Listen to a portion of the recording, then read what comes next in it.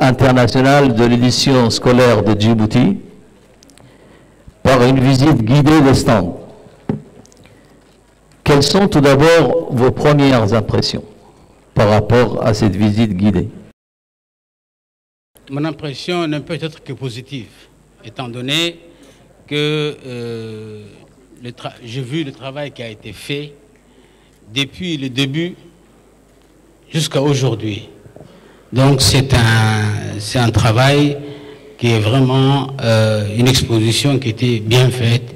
Et donc je pense que vous êtes sur le bon chemin. Merci, Excellence. Merci, Excellence.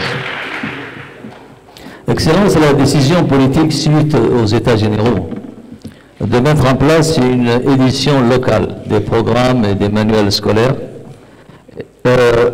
était salutaire à double titre. D'abord sur le plan pédagogique, ensuite aux achats coûteux des manuels à l'étranger.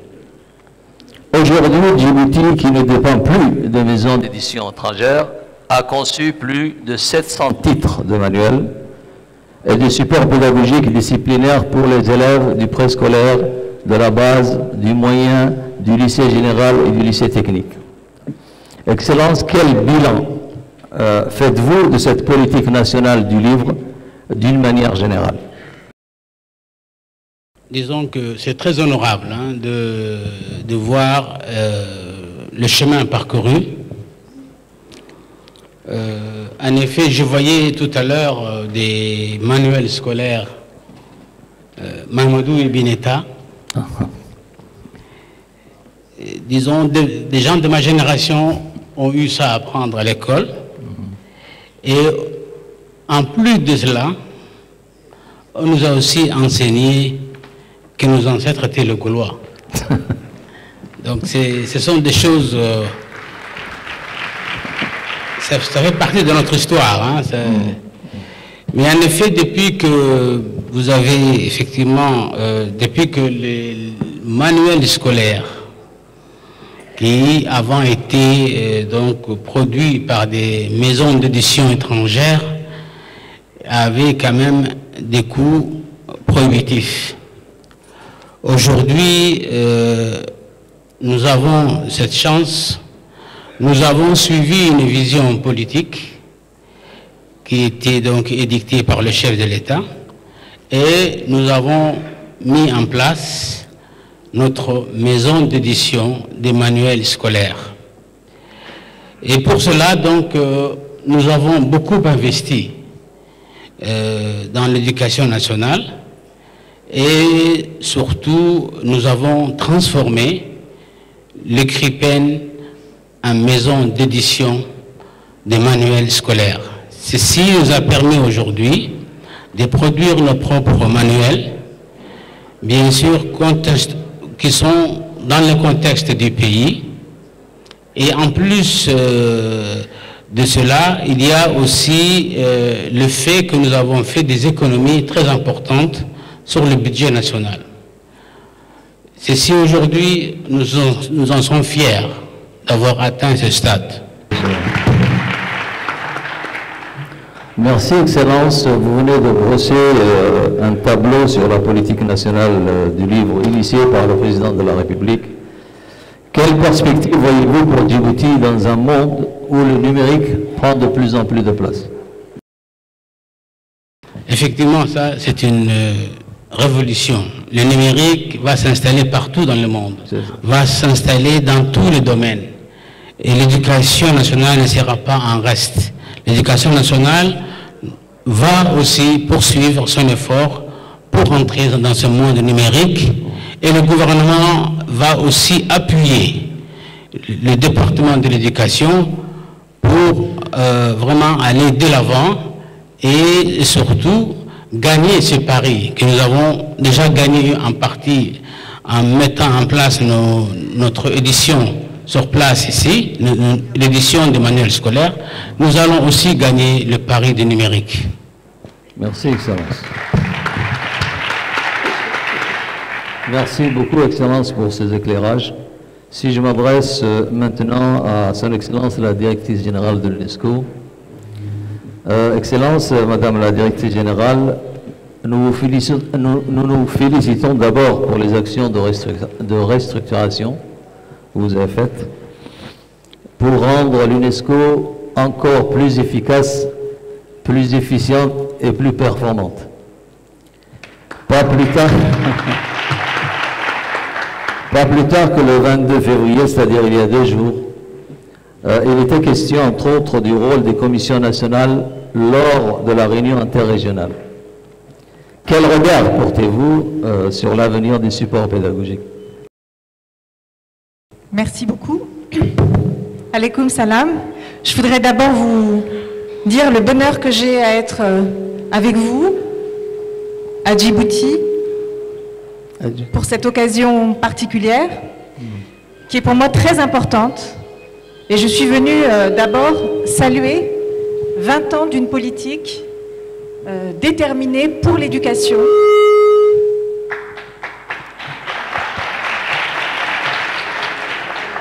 Qui est au cœur de ce qu'est l'UNESCO et de ce que défend l'UNESCO depuis sa création. Donc je voudrais saluer la politique qui a été initiée par le président de la République, portée par le Premier ministre, portée par le ministre de l'Éducation nationale, de l'enseignement supérieur, soutenue par le budget, et c'est très important, parce que si on a pu parler d'économie faite en ayant votre propre autonomie sur les supports pédagogiques, il y a un investissement massif qui a été fait sur l'éducation, un investissement aussi important budgétairement, qui est remarquable quand on le compare à d'autres pays et qui doit être maintenu, poursuivi et qui est, je crois, la clé du développement. Et pour en venir à la question que vous me posez, celle sur les manuels, les supports pédagogiques et qui sont à l'honneur aujourd'hui, je crois que c'est un élément d'abord essentiel de dignité, d'émancipation et de construction de l'avenir du pays. Quand les enfants apprennent sur des livres qui sont adaptés à leur histoire, qui sont adaptés à leur langue, qui sont adaptés, comme on a pu le voir, à leurs besoins spéciaux pour certains. J'ai vu aussi avec une grande attention les livres édités pour les enfants de familles réfugiées qui sont sur le territoire. Quand on a des supports pédagogiques adaptés, on peut apprendre, on peut s'identifier, on peut comprendre. Et c'est donc un enjeu majeur pour la qualité de l'apprentissage. Maintenant, ces manuels, en plus en ayant la maîtrise éditoriale, vous pouvez sans cesse aussi les adapter, les faire évoluer avec les besoins de l'époque, et c'est très important. Vous pouvez leur permettre de refléter la diversité linguistique et culturelle du pays, la diversité linguistique que vous venez de célébrer encore récemment avec la journée de la langue maternelle. Vous pouvez y inclure les éléments de patrimoine, d'histoire très riches qui sont ceux de cette région du monde et de ce pays. Et d'ailleurs, à cet égard, je me réjouis aussi, je fais une digression, des nouveaux projets qui concernent la Bibliothèque nationale et les archives nationales, parce que c'est ce qui permet aussi aux chercheurs de travailler sur les documents qui nous disent l'histoire du pays, qui racontent l'histoire de ce pays. Et c'est là aussi un élément essentiel de souveraineté, de dignité et d'émancipation. Donc, encore une fois, je salue cet effort qui est celui qui est porté sur cette politique globale d'investissement dans l'éducation comme bien public, et particulièrement aujourd'hui, ceux consacrés aux livres scolaires, mais aussi à la lecture en général, qui est la clé du développement personnel. Pour l'ensemble de ces recommandations, c'est véritablement des recommandations. Madame la Directrice Générale, comment l'UNESCO compte-t-elle soutenir les pays, en particulier comme le nôtre, en matière de politique, vous l'avez annoncé tout à l'heure, du livre d'une manière générale et plus particulièrement des supports pédagogiques? D'abord, on est dans un contexte très particulier, et cela a été dit quand on parlait du numérique. Avec la pandémie de Covid-19, le monde a connu une accélération majeure du numérique partout, de la digitalisation du monde. Ça veut dire qu'une partie de nos efforts et du soutien que l'UNESCO veut apporter, c'est sur la question aussi de la transformation numérique. Ça concerne la formation des enseignants, parce que les enseignants parfois peuvent être déboussolés aussi par cette présence accrue du numérique. Et j'ai vu par ailleurs des expériences pilotes très intéressantes dans les classes connectées, qui sont les projets pilotes d'excellence ici. Mais il faut former l'ensemble des enseignants à cette question du numérique. Et c'est une des premières choses que l'UNESCO veut faire, et nous avons discuté avec le ministre, pourrait accélérer son accompagnement, y compris pour les enseignants de Djibouti, parce que c'était un des axes que nous avons renforcé pendant la pandémie de Covid-19, parce que le numérique a été indispensable pour la résilience des systèmes éducatifs, pour l'enseignement à distance. Mais demain, il doit être intégré dans les classes au quotidien, pas seulement pour les moments de crise. C'est la première chose. De façon générale, l'UNESCO est là aussi pour accompagner sur la formation des enseignants, le développement des enseignants. Nous avons évoqué aussi la question plus technique du système d'information et de gestion, puisque cet investissement public fait que vous avez de plus en plus d'enfants qui ont accès à l'école, et c'est formidable. C'est un effort qui doit continuer, se poursuivre. Ça veut dire des élèves en plus dans le système scolaire chaque année, plus de profs, plus de classes. Et donc tout ça, il faut le prévoir, l'anticiper, le gérer. Et enfin, nous travaillons aussi, et là nous avons envisagé aussi une coopération renforcée sur justement l'évolution des manuels scolaires à travers notre bureau du Bureau international de l'éducation pour l'adaptation des curricula, des programmes aux problématiques, par exemple, de l'histoire générale de l'Afrique, sur lequel l'UNESCO a travaillé pendant longtemps avec la coopération de Djibouti, pour la question de l'éducation à la nature, à l'environnement, pour les questions de citoyenneté mondiale, l'éducation à la paix, l'éducation à la diversité, toutes ces choses qui sont des valeurs prônées par l'UNESCO et pour lesquelles nous pouvons renforcer encore, je crois, notre coopération. Excellence, Monsieur le ministre de l'Éducation nationale et de la formation professionnelle, un 20 ans sous le leadership de son Excellence le Président de la République, grâce à son soutien et à son appui indéfectible, le ministère de l'Éducation est passé de la dépendance à une réelle autonomie éditoriale, disposant de son propre copyright. Excellence, comment voyez-vous l'avenir du CRIPEN en tant que maison d'édition? Bismillah ar-Rahman ar-Rahim, alhamdulillah rabbil alamin, salatu wa salam ala Rasulullah sallallahu alayhi wa sallam. Merci, je voudrais encore renouveler vraiment l'honneur et vraiment le joie que nous procure la présence du Premier ministre et de la directrice générale de l'UNESCO qui, bien sûr, relève le niveau de ce panel. Et bien sûr, en présence du ministère également, du ministre du Budget. Je pense que par rapport à votre question, le CRIPEN est pour nous vraiment une fierté. Vraiment, c'est la fierté nationale par rapport à ce que nous venons de voir. Nous sommes passés vraiment, comme vous l'avez très bien dit, d'une dépendance en matière de manuel scolaire à vraiment une indépendance éditoriale. Et ce qui est encore extraordinaire, c'est en 20 ans que nous avons pu réaliser ce parcours-là. C'est vraiment extraordinaire et on ne peut vraiment que, dans un premier temps, remercier le président de la République qui a été donc durant toutes ces années-là, toute cette période-là, aux côtés du ministère de l'Éducation nationale, et vraiment également remercier les femmes et les hommes du CRIPEN qui sont vraiment matin et soir, qui sont là matin et soir pour vraiment relever les défis. Et aujourd'hui, je peux dire, oui, mesdames et messieurs, que ce soit le haut cadre ou le concepteur ou même les techniciens, oui, je pense que nous sommes fiers de vous. Vous avez relevé ces défis, mais il nous reste encore un long chemin à parcourir. Un long chemin à parcourir parce que, vu aujourd'hui la situation, beaucoup de pays aujourd'hui développent ce qu'on appelle le contenu numérique. Et je pense que nous ne sommes pas en laisse. Depuis quelques années, le CRIPEN également s'est doté de cette fonction vraiment également de développer avec de jeunes concepteurs, avec de jeunes développeurs djiboutiens.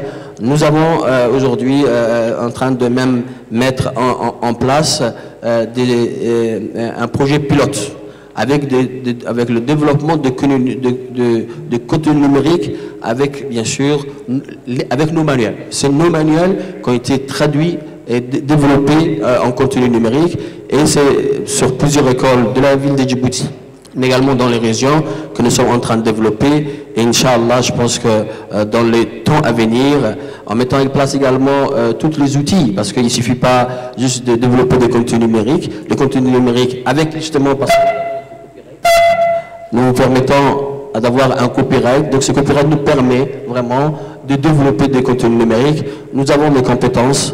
Nous sommes également appuyés par des experts, et je pense que dans les années à venir, les CRIPEN va montrer d'un cran pour également mettre à la disposition de nos élèves des contenus numériques via le cloud, et même nous sommes en train de mettre en place un serveur au niveau du CRIPEN où tous les documents pédagogiques,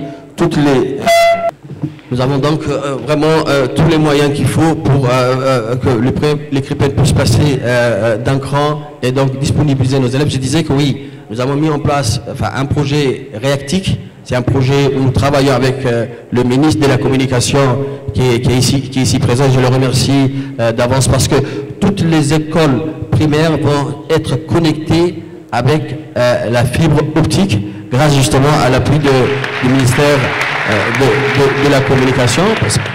Donc, pour qu'il puisse y avoir le jus, mais également avec l'appui du ministère du Budget, nous allons disponibiliser des Smart Classrooms. Au moins, chaque année, il y a 1 milliard de francs Djibouti qui va être investi pour transformer nos salles de classe en Smart Classroom. Donc, les salles de classe vont être transformées en Smart Classroom.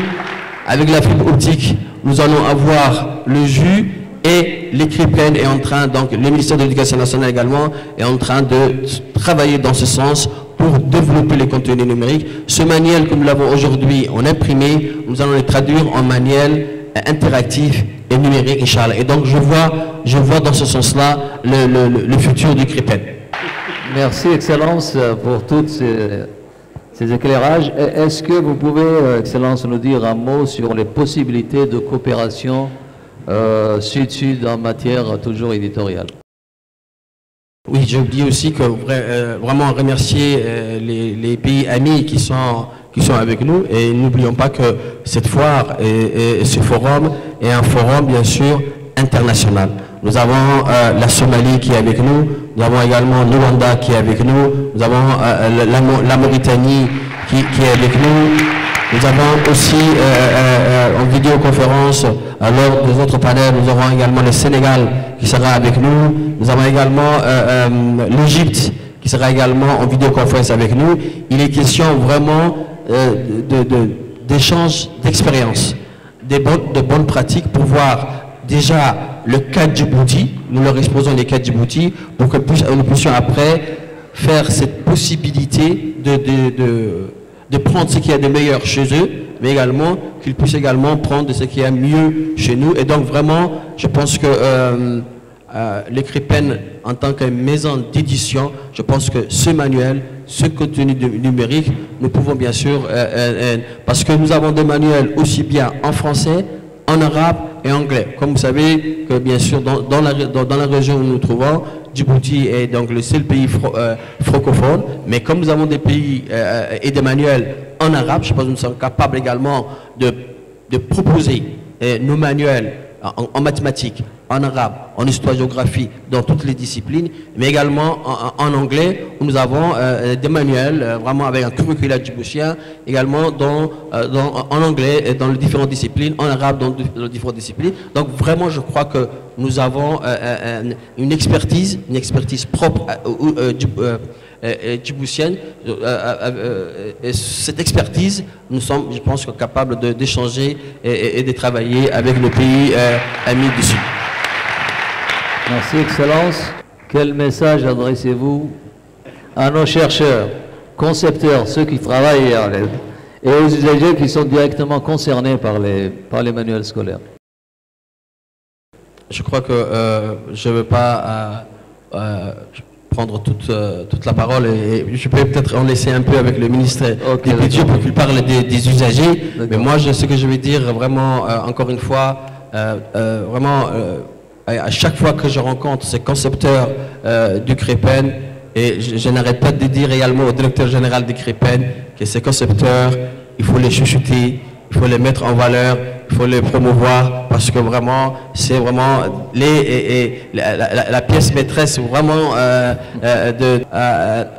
qu'est-ce qu'elle traduit cette indépendance éditoriale? Ce n'est pas juste le fait que nous avons conçu des manuels, mais ce que nous sommes arrivés à faire de sorte que un élève, un manuel par niveau et par niveau d'enseignement, mais également, ce qui est extraordinaire, c'est que ces manuels qui autrefois coûtaient cher, aujourd'hui, nous sommes bien sûr vraiment, pour ne pas dire gratuits. En dollars, c'est peut-être un dollar. Je vais laisser l'argent. Quand il est question d'argent, il faut mieux laisser le ministre du Budget qui est là, qui va parler de l'argent. Donc, merci à vous tous encore de votre écoute. Salam alaikum. Excellence. Excellence, Monsieur le ministre du Budget, dans cette même idée, pour un coût unitaire aussi symbolique d'un manuel scolaire qui se situe entre 2 et 3,5 $ environ, pouvez-vous nous expliquer la part du budget de l'État accordée à la subvention de nos manuels? Bismillahirrahmanirrahim. Salam alaikum. C'est qu'aujourd'hui, nous avons vu, en traversant la grande salle, c'était exceptionnel. Et félicitations à tous les enseignants, à tous les gens qui travaillent pour l'édition. Mes respects. Le coût, la part du budget relative à l'édition, je crois, c'est dans les 200 millions de francs Djibouti. C'est aux alentours de 1,5, je crois, 1,5 million de dollars par an.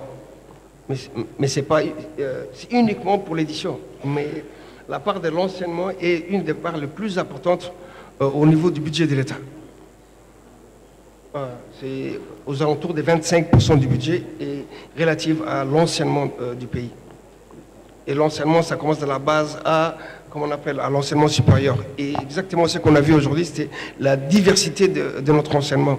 On a vu pour les gens qui ont un handicap, comment on appelle, les éditions en anglais, en français, en arabe, en somali, en afar, et même la publication de nos universitaires. De certaines thèses, je les ai vues.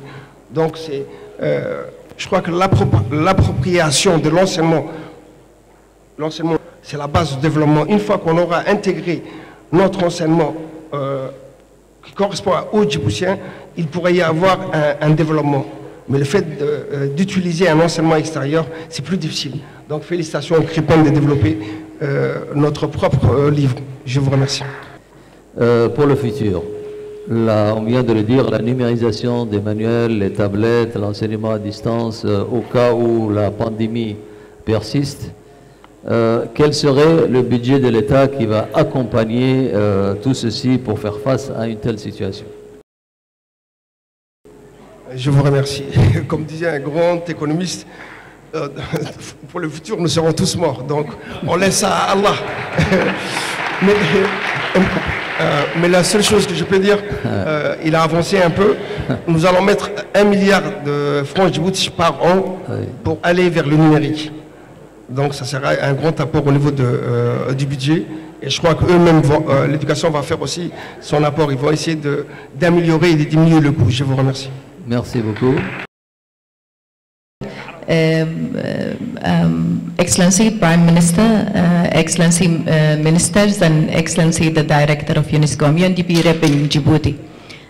So my question is particularly on issues of inequality and inclusion, particularly on gender dimension of education. Since we are approaching the 8th of March, and it's a woman leadership time, so I think it's critical to equality and inclusion in education. Thank you so much. Je pense que je ne suis pas très fort en anglais, mais ce que j'ai compris, tu parles de leadership de la femme à l'heure d'aujourd'hui, et vraiment en matière d'éducation, je pense qu'il m'écoute la ministre de la Femme et Famille. D'énormes efforts ont été donc réalisés. Par exemple, aujourd'hui, dans les écoles primaires, la parité est là. Nous avons autant de filles que de garçons. Cela est peut-être un peu moins au niveau des collèges, où nous avons autour de 60% à 40%. Et par contre, là où on doit faire beaucoup d'efforts, où il y a un écart, c'est au niveau de lycée et au niveau de l'université. Mais pour vous dire que vraiment, il y a énormément de choses qui sont faites en matière de la scolarisation des filles, notamment dans la formation professionnelle. Aujourd'hui, ici, autrefois, les filles étaient orientées uniquement dans le secteur tertiaire. Aujourd'hui, nous avons des jeunes filles également orientées dans le secteur industriel, aussi bien au niveau de tout ce qui est la filière peinture, bâtiment, électricité, froid et climatisation, toute la partie logistique, transport. Nous avons vraiment des métiers autrefois qui se disaient masculines, mais aujourd'hui vraiment également pratiqués par des jeunes filles. Et la source vraiment de ces efforts, et là où vraiment encore le défi reste, c'est bien sûr dans les régions de l'intérieur, mais dans ces régions de l'intérieur, aujourd'hui, nous avons également de plus en plus de jeunes filles qui viennent à l'école, notamment, et là, je vais même dire, grâce à ce qu'on appelle la cantine scolaire. La cantine scolaire, dans les régions de l'intérieur, elle est fondamentale, sinon dire essentielle. Parce qu'elle permet à cette famille très éloignée de la capitale, non seulement de voir l'enfant se nourrir matin, midi et soir, mais aussi de permettre également, au lieu que les jeunes filles restent à la maison, de l'envoyer à l'école parce qu'elle va manger matin, midi, soir. Et donc vraiment, aujourd'hui, la parité, elle est presque parfaite. Et dans la capitale et dans le chef-lieu, là où il y a énormément aujourd'hui beaucoup d'efforts qui sont en train de se faire grâce justement à la mise en place de ces cantines scolaires 100% subventionnées aujourd'hui par l'État et par le budget national à hauteur de 400 millions de francs du bout. 400 millions de francs du bout et investis. Autrefois, on était soutenu par les PAM, mais par la suite, avec les difficultés récentes, aujourd'hui, depuis 2 ans, la cantine scolaire. Mais ce n'est pas seulement la nourriture et l'alimentation. Dans cette cantine scolaire, dans cette enveloppe, nous avons également le transport scolaire. Il y a des localités éloignées par rapport où l'école se situe, et c'est ce transport scolaire qui permet de déplacer ces enfants et notamment de sédentariser les nomades pour qu'ils puissent rester dans leur localité. Donc vraiment, vous ne pouvez pas imaginer, moi je suis dedans, je comprends vraiment tout l'apport que ça apporte la cantine scolaire et le transport scolaire, et surtout le soutien du ministère du Budget. Mais madame, je vous assure, je pense que la ministre de la Femme et Famille ne veut pas me contredire, sinon elle peut me corriger si je suis en train de raconter des bêtises. Mais sinon, il y a une réelle politique de la promotion, de la scolarisation de jeunes filles dans les écoles. Donc l'inclusivité est là, mais également l'inclusivité est là également pour les enfants à besoins spéciaux. Aujourd'hui, le ministère de l'Éducation nationale, la devise, c'est une éducation pour tous et des qualités et inclusive. Voilà vraiment le défi, une éducation pour tous, une éducation de qualité et inclusive. Donc voilà, j'espère que j'ai répondu à votre question, madame. Fatwa. Salam alaikum.